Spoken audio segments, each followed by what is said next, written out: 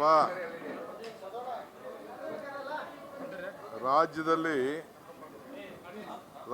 ಇವತ್ತೆಲ್ಲ ಹೋಟ್ಲುಗಳೆಲ್ಲ ಮುಚ್ಚುವಂಥ ಒಂದು ಪರಿಸ್ಥಿತಿ ಬಂದಿದೆ.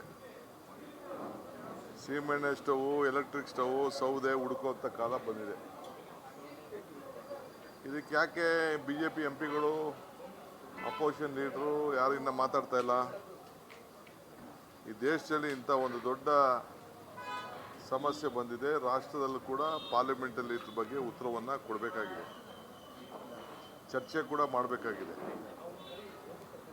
ಸೊ ಅದಕ್ಕೆ ಎಲ್ಲ ಪಾಪ ಜನ ಕೇಳ್ತಾ ಇದ್ದಾರೆ, ಏನು ನಮ್ಮ ಅಡುಗೆ ಪರಿಸ್ಥಿತಿ ಏನು ಅಂತ.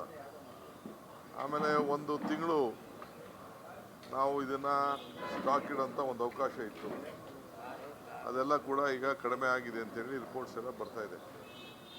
ಸೊ ಕೂಡಲೇ ಸೆಂಟ್ರಲ್ ಗೌರ್ಮೆಂಟು ಇದ್ರ ಬಗ್ಗೆ ಸಾರ್ಟ್ ಔಟ್ ಮಾಡಬೇಕು.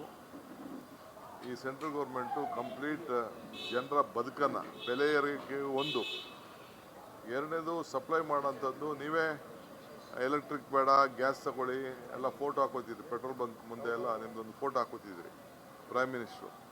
ಈಗ ಫೋಟೋ ಎಲ್ಲ ಮಾಯ ಆಗ್ಬಿಟ್ಟಿದೆ, ಎಲ್ಲ 1000 ಚಿಲ್ಲರೆ ಆಯಿತು, ತಿರ್ಗಿ 60 ರೂಪಾಯಿ ಜಾಸ್ತಿ ಆಗಿದೆ. ಇದು ಖಂಡನೀಯ.